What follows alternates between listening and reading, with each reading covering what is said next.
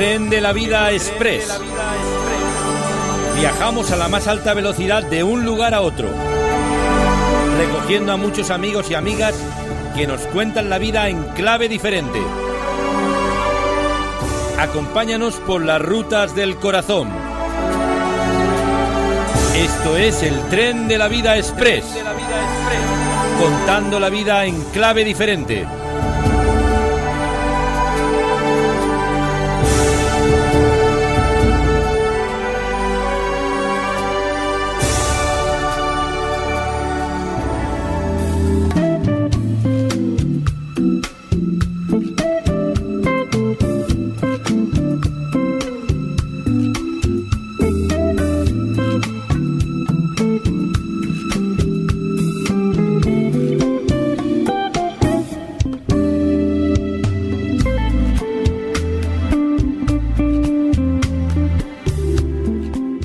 Bueno, pues señoras y señores, en a viva voz, con la voz en alto, como dice nuestro amigo Joaquín Yebra. También saben ustedes que él tiene un programa excelente, a ras del suelo y con el corazón en alto. Es, en este caso, con la voz en alto, vamos a hablar con nuestro querido hermano y amigo, también en la común fe, Joaquín. ¿Qué tal estamos? Pues bien, Joaquín, gracias por estar ahí. Joaquín, bueno, pues ya sabes que parece ser que el Papa, yo no sé si políticamente le ha parecido correcto, el nuevo Papa Benedicto XVI, que por otra parte está sorprendiendo cuando se habla de que era un Papa pues tan conservador, ¿no? De que acepta, al parecer, ha hecho una declaración pública de aceptación de la justificación por la fe. Cristo nos hace justos, dijo el Papa. Ser justo quiere simplemente decir estar con Cristo y en Cristo. Y esto basta, no hacen falta otras observancias. Pues la verdad es que si definitivamente se viene a decir esto, cuando se nos ha hecho creer durante decenios, por no decir siglos, a muchos que, bueno, explicaremos un poco después, haremos un poco de pedagogía, qué es la justificación por la fe, porque esto nos resulta familiar a unos, pero no tanto para otros. Pero se hablaba de los méritos humanos contra la fe que Martín Lutero quiso reivindicar, ¿verdad? Efectivamente. Bueno, yo creo que hay un malentendido por parte de la generalidad católico-romana, y también me atrevería a decir que por parte de muchos protestantes de nuestros días. Si nos remontamos al siglo XVI, sí, la discusión en el Concilio de Trento no es tanto la justificación por la fe o la justificación por las obras meritorias, por las buenas obras, sí, sino que los reformistas del siglo XVI estaban absolutamente convencidos de que la verdadera fe produce obras buenas. Claro. Y los, vamos a decir, romanistas o los defensores de la autoridad romana, papal, creían también en la justificación por la fe. No es nada nuevo, pero creían que las obras buenas completaban esa fe. De modo que es como ver una carretera que tiene dos direcciones, y uno parte del punto A al punto B y otro del punto B al punto A. Y no se pueden entender, se cruzan, se saludan durante un tramo, pero van en direcciones opuestas.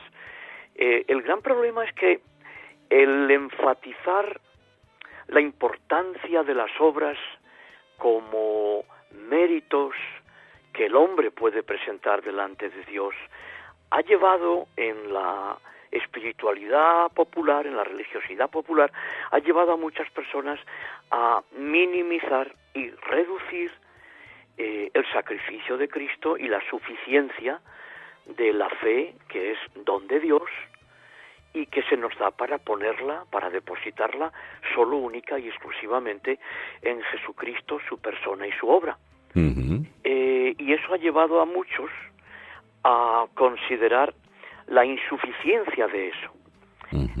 A eso tendríamos que añadir también el sistema sacramentalista, un sistema de ritos de la Iglesia que tienen muchísima antigüedad y que llegan a constituir el ámbito de la fe. Es decir, que la sumisión y la práctica a los ritos sacramentales de la Iglesia pues son prácticamente el todo de la fe, con lo cual la propia fe también queda desvirtuada y se va distanciando de su sentido hebreo, de su sentido bíblico. Por lo tanto, que significa la fe, fiarse de Dios de todo corazón. Eso también produce en algunos círculos la confusión entre creyentes y fieles. Dios en Cristo Jesús es el fiador, es el autor y consumador de la fe, y la fe nos es dada para que seamos fieles.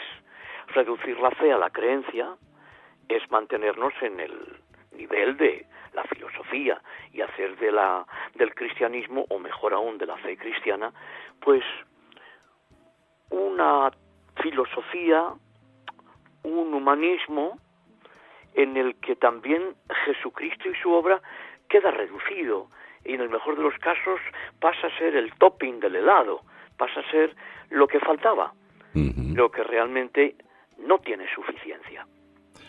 Pues, señoras y señores, yo creo que esta explicación, tan ilustrativa, tan pedagógica que nos ha hecho nuestro amigo Joaquín Yebra, es muy descriptiva para todos los amigos, que no son pocos, y amigas que son seguidores de estas cuestiones y que están buscando al detalle conocer la verdad en su exactitud, realmente con sentido, con propiedad.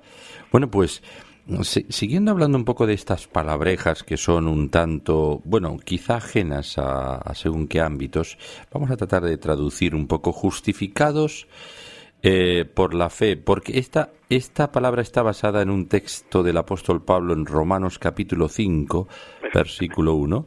Justificados pues por la fe tenemos paz para con Dios por medio de nuestro Señor Jesucristo, y sigue, y el texto tiene mucha exquisitez si lo seguimos leyendo, y esta palabra justificación significa absueltos de la culpa, ¿verdad?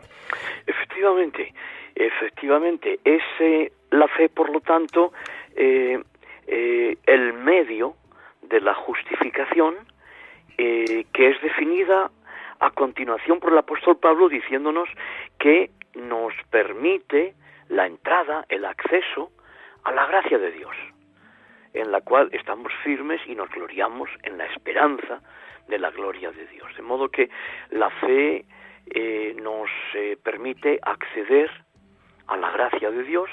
La fe es de gracia y por gracia, es un regalo de Dios, no somos merecedores.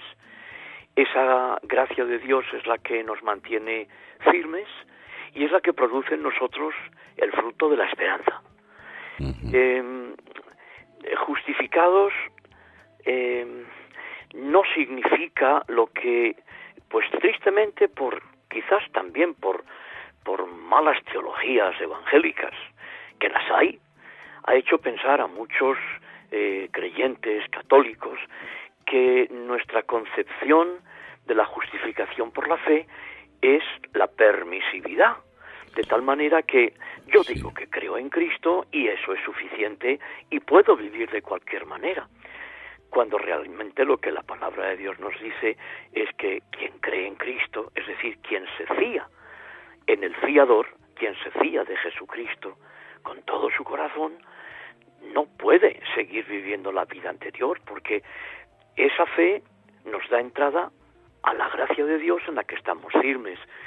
Es decir, que el Espíritu Santo, el Señor por el Espíritu Santo, en ese ámbito de la fe y en esa vivencia de la fe, produce en nosotros el querer y el hacer, buena voluntad divina, el anhelo de andar en los mandamientos de Dios, no para salvarnos por su cumplimiento, sino que, habiendo sido salvados, anhelamos el cumplimiento y en la gracia de Dios recibimos las fuerzas para poderlos vivir.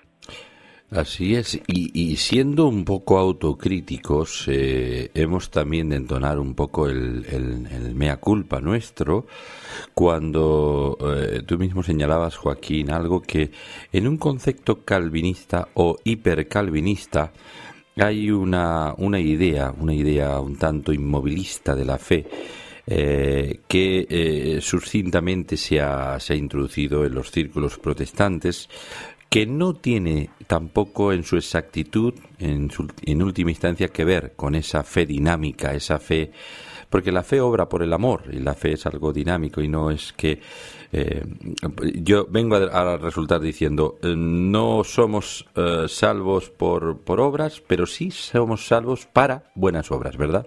Efectivamente, o sea, las obras no nos conducen a la fe, pero la fe necesariamente produce obras, es decir, como dice el texto antiguo que Pablo cita en este versículo 1 y siguientes del capítulo 5 de Romanos, pero ya en el Antiguo Testamento se nos dice, y es uno de los textos más repetidos en la Biblia, hasta en 5 veces, si recuerdo bien, aparece en las Escrituras, que el justo por la fe vivirá. Uh-huh. De modo que, aunque pueda sonar un tanto extraño, pues por nuestra mentalidad tan griega, tan filosófica, la fe no nos es dada para creer, sino que nos es dada para vivir. Claro está que si por creer entendemos depositar nuestra vida en las manos del Señor, creerle a Dios en su palabra, en sus promesas, pues entonces sí, aceptamos perfectamente, entendemos que creencia y fe se abrazan. Pero cuando la creencia es simplemente una actividad mental, cuando la creencia es simplemente la ascripción a unos dogmas, la aceptación de unos principios, de unas doctrinas, por muy buenas que sean, pero que no pasan de nuestra cabecita y que nos pueden servir como mucho para responder acertadamente en un examen de religión cristiana, pues eso no es la fe. Pues yo creo realmente que las definiciones que estamos teniendo esta mañana, qué es la fe verdadera y la fe no verdadera, la fe imaginaria, libres interpretaciones de la fe. Porque, como decía antes, Joaquín, justificados pues por la fe tenemos paz para con Dios por medio de nuestro Señor Jesucristo, viene a decir que hemos sido absueltos de la culpa. ¿De la culpa de qué? Hemos sido absueltos de la culpa, de nuestra culpa, si podemos perfectamente sustituir la palabra culpa por responsabilidad y no traicionamos para nada, de nuestra culpa del pecado, de nuestro pecado, de nuestra separación de Dios, de nuestra distancia de Dios, de nuestra ignorancia de Dios. Jesucristo es, por lo tanto, el que justifica. Al decir justificados por la fe, yo creo que en estos textos sería muy bueno, claro que en el castellano no usamos tanto la voz pasiva como en otras lenguas, pero hemos de entender que no nos justificamos, sino que somos justificados. Lo mismo podríamos decir cuando hablamos de que somos salvos, y es mucho más aproximado y cercano a la realidad de lo que Dios ha hecho si decimos que somos salvados. La voz pasiva no necesariamente indica que haya pasividad por nuestra parte. Es evidente que algo tenemos que hacer, que la fe también pues es una llamada de Dios y trae consigo la gracia para que podamos responder. Pero cuando la fe se presenta desprovista de lo que en su sentido bíblico implica, hay que tener en cuenta que en el Antiguo Testamento, por ejemplo, la palabra traducida por fe y la palabra traducida por obediencia son sencillamente la misma palabra. Obedecer, del latino audire, pues es oír atentamente. Cuando el Señor le dice a su pueblo Israel, oye Israel, el Señor nuestro Dios, el Señor uno es. Oye, ese imperativo es cree, fíate. Por eso es que cuando en castellano empleamos el verbo obedecer y en todas las demás lenguas romances, lo que estamos implicando es el escuchar atentamente. Me refiero, claro, cuando es referido a Dios, escuchar su voz para obedecer, escuchar para obedecer. Eso es la fe. Así es. Cualquier otra concepción no responde a la realidad bíblica. Yo invito muchas veces a los hermanos a echar una miradita a la concordancia y buscar la palabra fe, y todos se llevan una sorpresa muy grande cuando ven que pues apenas hay citas en el Antiguo Testamento, que están todas en el Nuevo. Y algunos me preguntan con los ojos muy abiertos, pero es que no hay fe en el Antiguo Testamento, es que la fe es un invento del Nuevo. No, no es eso. Lo que ocurre es que la palabra traducida por fe, pues en el Antiguo Testamento vamos a encontrarla bajo los epítetos de obediencia, responsabilidad, justicia, ¿no? Justicia, incluso verdad, Uh-huh. incluso la verdad. La verdad, cuando el apóstol Pablo en 1 de Corintios 13 dice que el amor se goza con la verdad. Uh-huh. Pues esa verdad es la verdad de la fe, porque es por la verdad de Dios, por lo verdadero de Dios, por lo estable e inamovible de Dios y de su palabra y de su promesa, que podemos fiarnos. De tal manera que ahí se abrazan las palabras, la obediencia, la fe y la verdad. La verdad es que tanto la fe ha sido interpretada en el campo católico hacia el campo protestante, una interpretación de las Escrituras como hizo Martín Lutero, con un corazón abierto y con un corazón sincero. Él hablaba de una fe viva, y la Biblia nos habla de una fe viva, pero también nos habla de una fe muerta, ¿verdad? Efectivamente, claro, es esa fe religiosa, en la que el ámbito de la fe está distanciado y separado de la vida cotidiana, de la vida normal, como si la religiosidad fuera una parcela de la vida nada más, y todos los demás aspectos de la vida fueran lo que luego vamos a escuchar, incluso a muchas personas referirse a lo que es lo práctico, ¿verdad? Incluso escuchamos a veces en círculos de hermanos muy amados, muy queridos, que se les escapa pues decir, bueno, las cosas espirituales y las cosas prácticas. Y uno dice, entonces lo espiritual no es práctico. Pues vaya problema que tenemos aquí. Sí. Claro, hemos hecho una departamentalización de lo religioso, el hecho religioso, como algo para un departamento de la vida. Y luego están los otros departamentos. Claro, cuando hacemos eso con la fe, pues entra en fricción y en roce pues con las actitudes nuestras hacia la vida, hacia el trabajo, hacia mi prójimo, hacia mis responsabilidades sociales o políticas, y al final pues claro nos volvemos religiosos, la religión como una parcela para la que sirve la fe, y luego la realidad de la vida, lo cotidiano, lo tangible, para lo que la fe pues es eso, primero la obligación y después la devoción, que escucharemos decir muchas veces. Pero claro, la fe viva no, la fe viva es para el trabajo, la fe viva es para la familia, para los amigos, la fe viva es para mis relaciones con los demás, y naturalmente con Dios. Y yo creo que eso queda muy claro cuando echamos una mirada a las dos tablas de la ley de Dios, ¿verdad? Y tenemos los 5 mandamientos que son de relación con Dios, y los 5 mandamientos que son claramente de relación social, de relación con el prójimo. Y la fe, pues no puede departamentalizarse solamente para cuestiones meramente religiosas, porque eso va a producir ese fenómeno que Jesús, claro, denuncia en el fariseísmo y que se extiende en el curso de los siglos, y es la hipocresía religiosa. Esta hipocresía no es nada más que fruto de la departamentalización.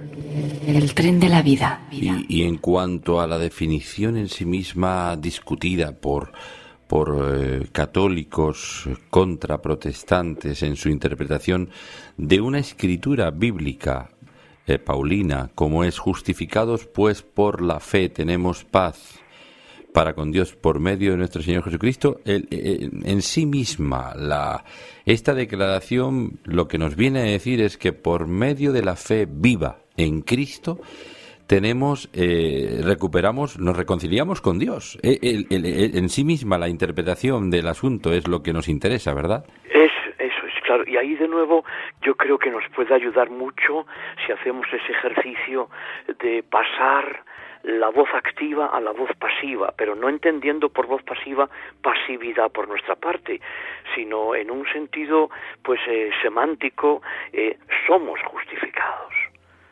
Somos justificados, no nos justificamos a nosotros mismos, ni siquiera esgrimiendo la fe, porque entonces estaríamos haciendo una reducción y lo que para otros pudieran ser unas obras meritorias, obras de bondad, de misericordia, esas obras buenas que Dios ha puesto delante de nosotros para que caminemos por ellas, como dice el Pablo en Efesios.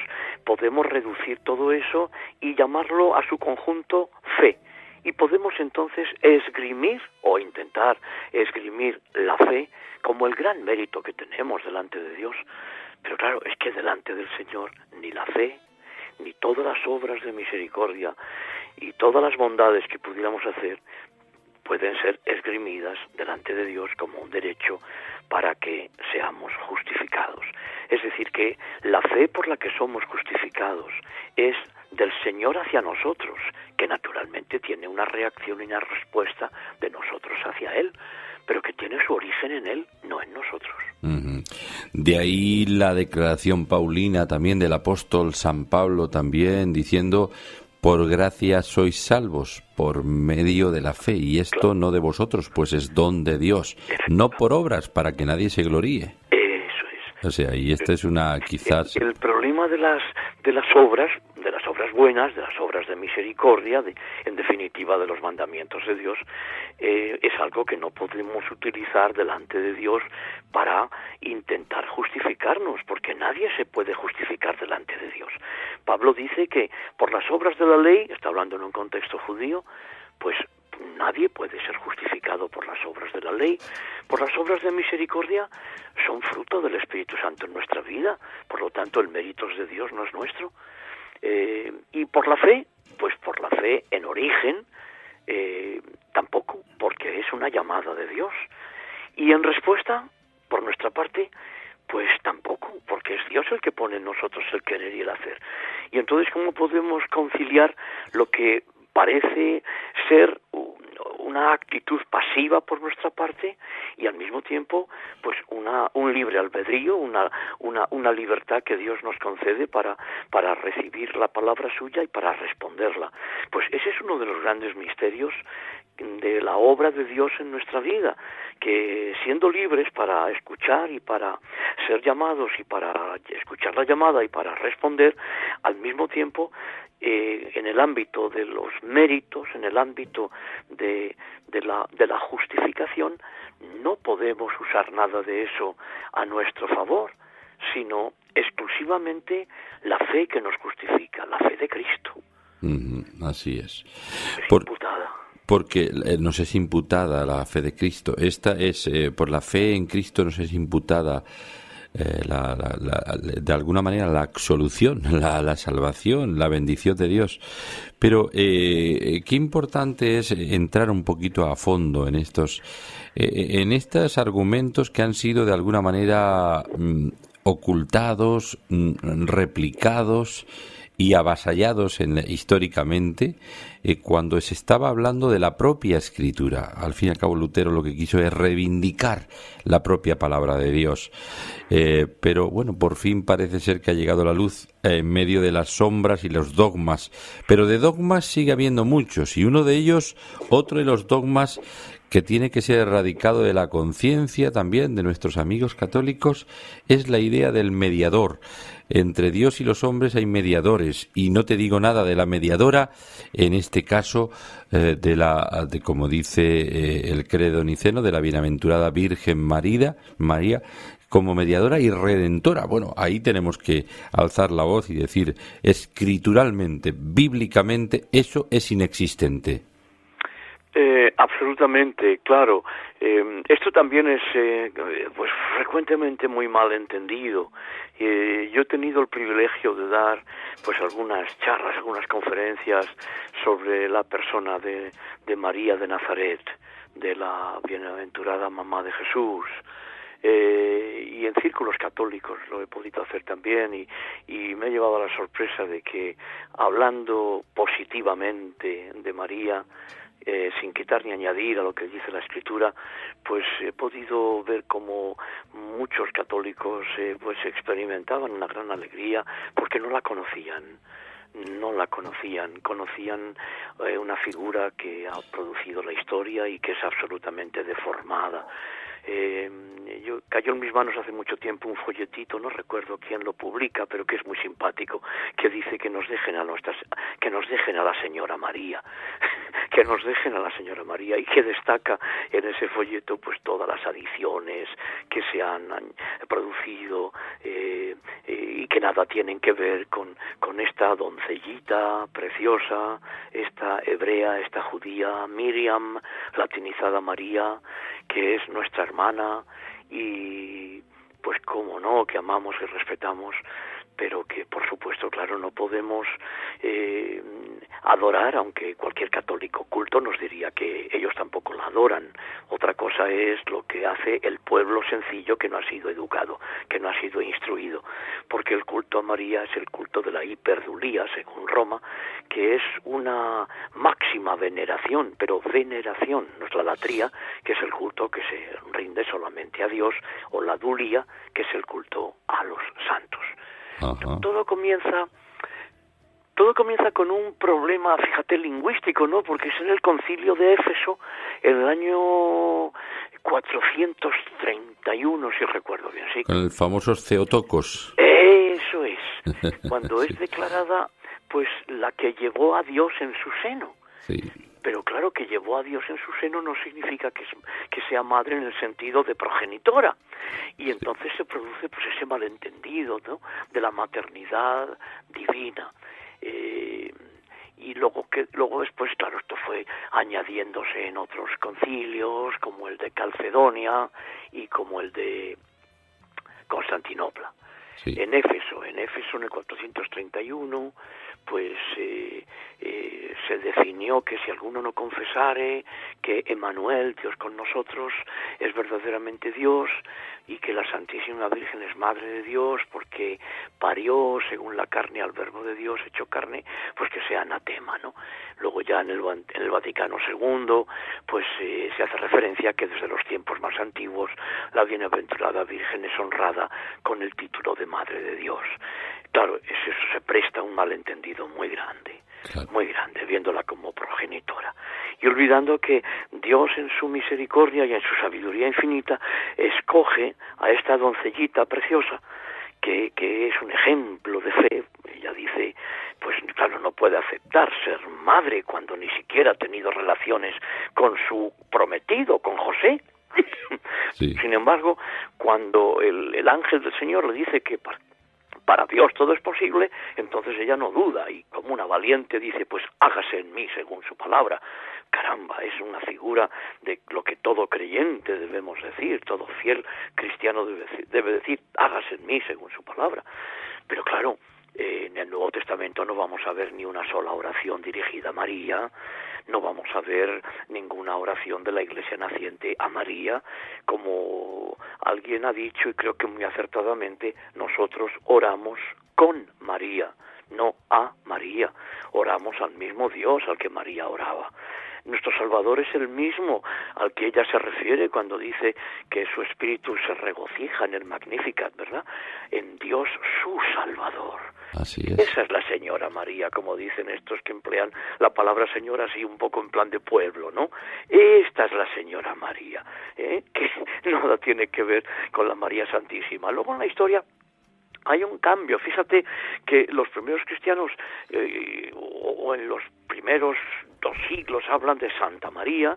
Incluso podemos verlo hasta en la arquitectura, ¿verdad? Nos vamos a muchas iglesias prerrománicas que están dedicadas a Santa María, y de repente se produce un cambio, y Santa María se convierte en María Santísima, y ya el Santísima es ya un título que solo es divino, porque el Santísimo es Dios y nadie más.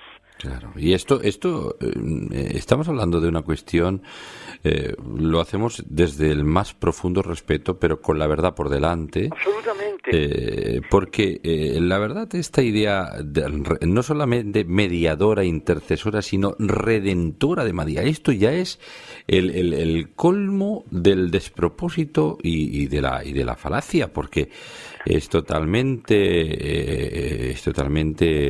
incorrecto. Y además Las palabras de Pablo son contundentes, ¿verdad? Claro. Hay un solo Dios y un solo mediador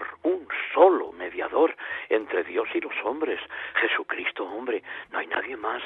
Y como tú decías muy bien, claro, la corredención abre la puerta a una doctrina que no sabríamos ponerle fin, porque si la vinculación de María de Nazaret a Jesús la convierte en corredentora, pues entonces también su madre y su padre y toda la familia. Nos encontramos entonces con una línea de personas que han participado en la redención.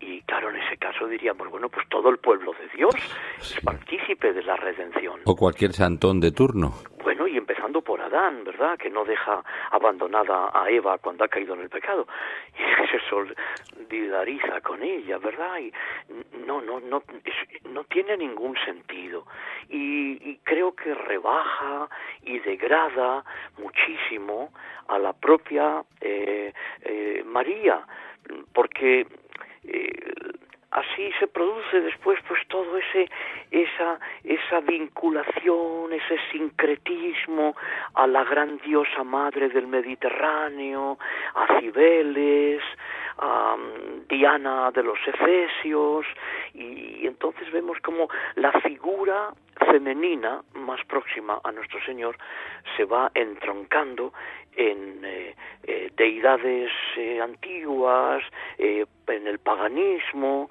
Y bueno, yo creo que cualquiera que eche una miradita a alguna de las imágenes de las vírgenes, como la famosa Blanca Paloma, ¿verdad?, qué título tan bonito para el Espíritu Santo, y que se le da a la Virgen del Rocío, y que ponga al lado pues algunos de las ilustraciones que nos han llegado de Diana de los Efesios. Sí, pues, exacto. hay que quedar muy sorprendidos. Exacto, la similitud, ¿verdad?, de esta figura así triangular o troncocónica invertida, que es tan antigua, ¿no?, y que está tan vinculada a las diosas del Mediterráneo, y que nada tienen que ver, insistimos, con María. La María del Evangelio es nuestra, es de toda la cristiandad, hasta ahí llegamos. Lo que la Escritura dice de ella, amén, amén y amén, pero las demás cosas le hacen tan poco favor a esta figura tan extraordinaria, nada menos que la mamá de Jesús. Insisto, aunque no supiéramos de ella nada más que esa frase, cuando ella le dice al ángel ante la propuesta de quedar embarazada sin estar casada todavía, con todo lo que eso implicaba, la pérdida casi segura de su futuro, del amor que sin duda había entre ella y José, de sus perspectivas de futuro, de familia, incluso el riesgo de ser lapidada, de ser apedreada, que José es tan justo, tan bueno, que opta por dejarla en secreto antes de que el ángel le revele que lo que está en su vientre que no es fruto de fornicación, sino que es fruto del Espíritu Santo. Y es tan precioso todo eso, pero está luego tan degradado por haberla vinculado a la reina del cielo que ya adoraron los israelitas en la época de más profunda paganización. Sí. La verdad es que es un tema que da mucho de sí, el mito de María, como escribió César Vidal en su tiempo, y como otros de una forma, bueno, a través de podemos leer Catolicismo Romano de José Grau, esos 2 tomos magníficos que nos hablan de toda la historia de la cristiandad y ahí de los famosos concilios donde se discutía el famoso Theotokos, la Madre de Dios y otros, el redentorismo atribuido supuestamente a María. Y luego también queremos hacer una apelación a esta ignorancia total, porque bíblico es antibíblico, no existe ni rastro en la Biblia y la tradición humana no se puede anteponer a la bíblica. La única autoridad infalible es la de las Escrituras, ni es la del Papa, ni es la de Billy Graham, ni es la de nadie, de ningún ser humano, ninguna tradición humana, ningún libro añadido, solamente indiscutiblemente la de la sola Escritura, la sola fe y la sola gracia. Y en España tenemos una cadena de emisoras, más de 200 emisoras que se llaman Radio María, que fundamentalmente, aparte de propagar los valores católicos romanos, que entiendo yo que están en su derecho de hacerlo, que por cierto no tienen ninguna molestia por parte de los poderes públicos, a diferencia de algunas emisoras evangélicas, como es el caso de Radio Encuentro en Madrid. Señoras y señores, la señora Esperanza Aguirre, que es una fiel devota de este tema, pues evidentemente ahí está siendo muy arbitraria, como en otras cuestiones opus deístas de pro, pero la verdad es que este culto que se le rinde a María, yo creo que es un despropósito, es una ignorancia supina y es realmente lamentable, porque se pueden propagar los valores y muchas cosas de interés cristiano, pero basado en este principio, Radio María, para promover y venerar y adorar y entronizar a María por encima del Señor Jesucristo y de todo lo que es la verdad de Dios, pues nos parece un despropósito total, ¿verdad, Joaquín? Absolutamente, sí. Yo creo que todo se basa fundamentalmente en la ignorancia, porque cualquier persona que se quiera preocupar un poquito del tema e investigue sobre el dogma de la Inmaculada Concepción, eso es muy reciente, fíjate que es del año 1854, por el que se proclama que María fue por singular gracia y privilegio de Dios en la previsión de los méritos de Cristo, fue concebida sin pecado. Y claro, es tan contrario a las propias palabras de María, que confiesa en el Magnificat que ella necesita un Salvador, que cree en el Señor como un Salvador. O la perpetua virginidad de María, ¿no? Esa perpetua virginidad que no tiene tampoco ningún sentido, porque lo que implica es que la vida de una mujer fuera del matrimonio y fuera de la relación íntima con el varón, la propia María dice que no, que José dice que no conocía a María hasta después del parto, y todos los eruditos bíblicos saben que conocer significa sencilla y llanamente mantener relaciones íntimas, y convertir las relaciones íntimas en pecado, olvidando que es algo ordenado por Dios, y que es paradójico hablar de madre y virgen al mismo tiempo. Eso es como hablar de romano y católico al mismo tiempo, ¿verdad? Romano y universal, y son unas contradicciones tan grandes. ¿O qué me decís de la Asunción, por ejemplo? Imagínate de que María es ascendida a los cielos antes de la segunda venida de Cristo. Cuando la Escritura, el Nuevo Testamento, nos dice que el encuentro con el Señor será en su segunda venida, que no es uno a uno, sino todos al mismo tiempo, cuando el Señor viene a por los suyos, a por todos los que han vivido y han dormido, han descansado en la esperanza mesiánica. Y luego ya llegamos, claro, lo que tú decías antes, ¿no?, de corredentora. Ya la corredención, pues ya no les queda nada más que meterla en la unión hipostática. Claro, bueno, ya sería... deje de ser Trinidad, sí. Y ahora inventemos un nombre para cuatro: Padre, Hijo, Espíritu Santo y María. Es lo único que queda, porque ya después de la corredención no queda nada más. Y como tú decías antes, yo sí quiero destacar esto, que yo no estoy hablando de María de Nazaret, de la que conocemos todos lo único que podemos conocer, caramba, lo que está escrito en el Nuevo Testamento, sino de un fenómeno posterior que responde a muchos intereses, errores, supersticiones y cosas incluso inconfesables. Así es. Pues señoras y señores, la verdad es que se dan cuenta, hemos hablado de estas declaraciones de Benedicto XVI que nos resultan muy complacientes y yo creo que porque coinciden con la verdad suprema, que es la verdad de la palabra de Dios, de la Biblia, que al final pues ha venido a tener que ser una confirmación por parte del Papa actual, justificados pues por la fe. Lutero tenía razón porque la Biblia tenía razón. Dios siempre ha tenido razón en su palabra porque Él es el que la dicta. Y después pues hemos hablado de algún otro dogma tan importante como el dogma de la mediación de sacerdotes, de agentes humanos, o ya no digamos de María como corredentora, intermediaria y intercesora. Bueno, pues todo eso, señoras y señores, en la Biblia no aparece por ninguna parte, es un invento humano. Y yo creo que don Joaquín Yebra nos ha aclarado muy bien estos extremos. Joaquín, querido amigo, esto da mucho más de sí, la verdad lo hemos disfrutado, pero queremos traer luz y también compartir con nuestros amigos católicos realmente que la verdad, Jesucristo es el camino, la verdad y la vida, y que nadie puede llegar a Dios si no es por medio de Él, ¿verdad? Efectivamente. Una pregunta que podríamos hacer al Papa actual y que cualquier católico que nos escuche puede dirigir a cualquier sacerdote o cualquier persona con formación teológica es en qué ha cambiado la declaración anterior por la que se decía que somos justificados por la fe y el bautismo, y que preguntemos si eso ha cambiado. Si ahora una persona que no ha sido bautizada, la Iglesia Católica la recibe como salvo, y si es salvo solo por la fe, la recibirá entonces en la comunión, en la Eucaristía y en los demás ritos sin pasar necesariamente por el bautismo. Yo creo que la contradicción queda en pie. Queda en pie. Bueno, pues ahí queda eso, señoras y señores.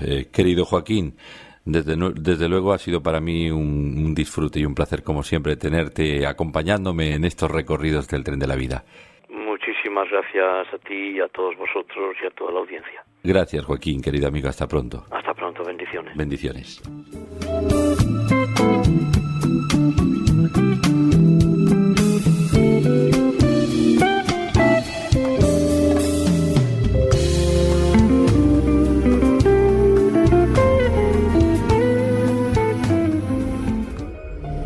El tren de la vida.